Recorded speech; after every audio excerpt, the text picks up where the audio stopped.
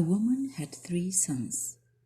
In their yard grew an apple tree, which bore one single golden apple once a year.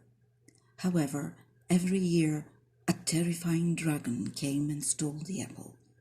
One year, the eldest son decided to guard the apple. He did not want to fall asleep, so he took a bag of walnuts to crack. But he got carried away, the dragon came and stole the apple. The next year, the middle son decided to guard the apple. He took a bag of walnuts to crack so that he doesn't fall asleep. But he also got carried away, and the dragon again stole the apple. On the 3rd year, the youngest son took the knife and went guarding the apple.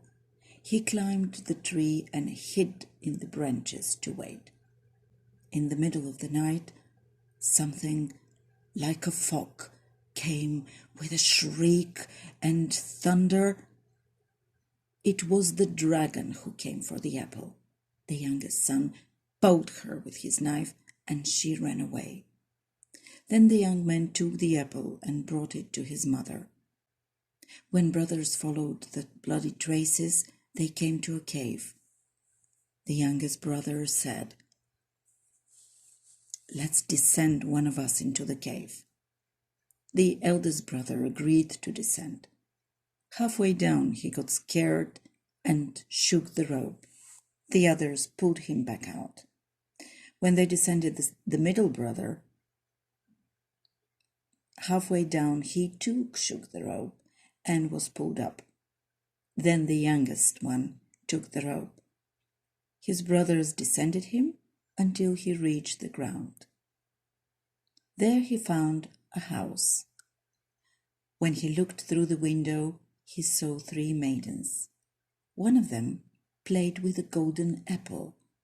So did the second one.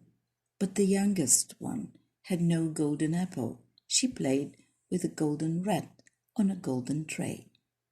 He turned to her and called out, "Maiden, open the door to let me in."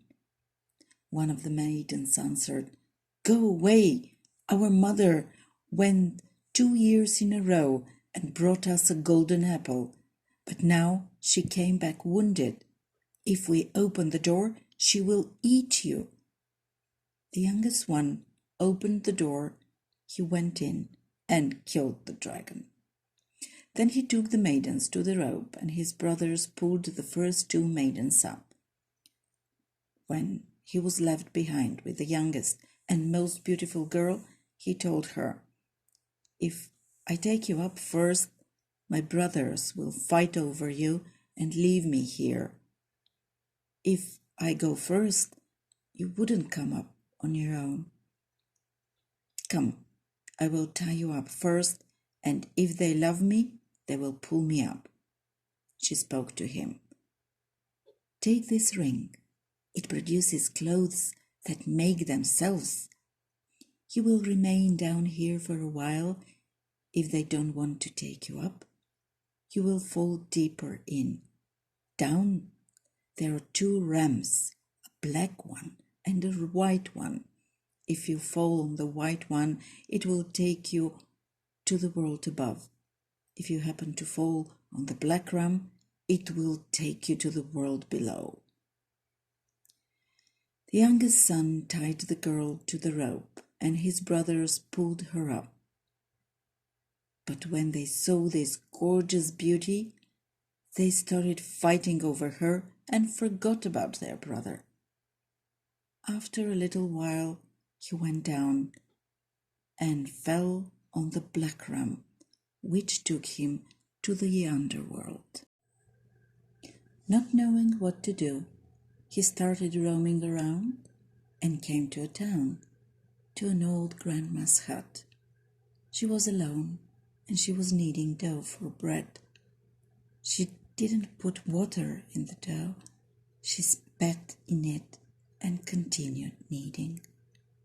When the young man asked her why she was doing this, she answered, "Well, son, there is a dragon here who does not let us have our water unless we give her someone to eat I had given her all my 6 children, and for a year now she does not let us near the water. Now the king will send his daughter over to the dragon to be eaten, and then the whole town will be allowed to have water." The young man found the king's palace, got on a carriage with the princess, and went to the dragon.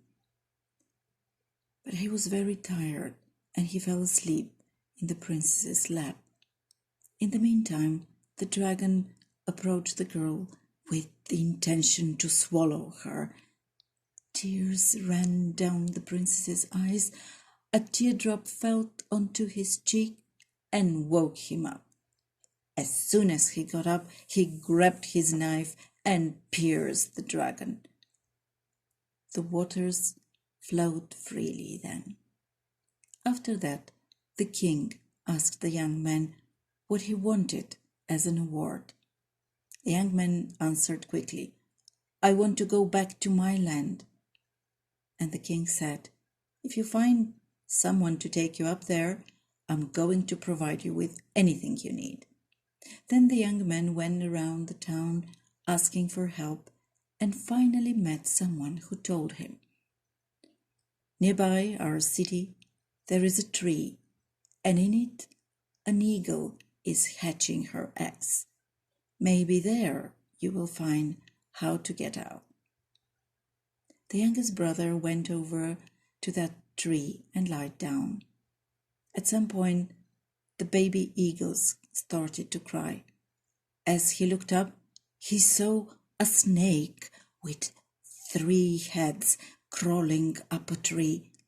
He jumped and cut off all her 3 heads. Just then, the eagles came back and descended over the young man, but the baby eagles cried out, "Daddy, no! Mommy, no! This man rescued us from the snake. That's the reason we survived." "Well, brother," said the eagles, "what good could we do for you in return?" "I would like," the young man said, "you to take me to the upper land. Find 9 barren cows, feed us for a month, make a chest with iron chains, put the meat which remains into it, and sit beside it. Fill in a sack of water also.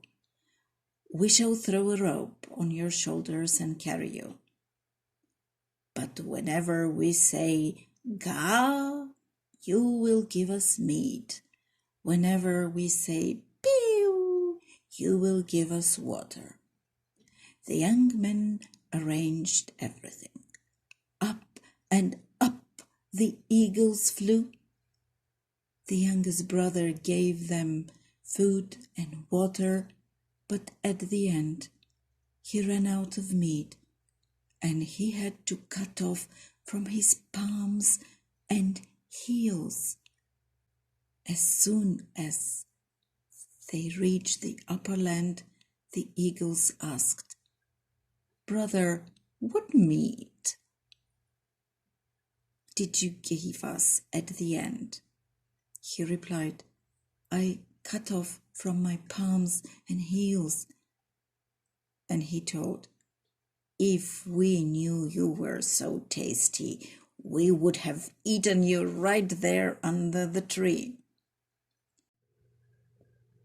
Then the young man walked back home to his brothers, who were still arguing over the youngest daughter.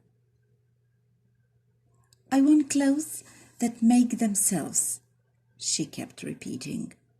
"Whoever gives them to me will be my husband." The youngest brother took out the ring, and the clothes made themselves. So at last he married the young woman.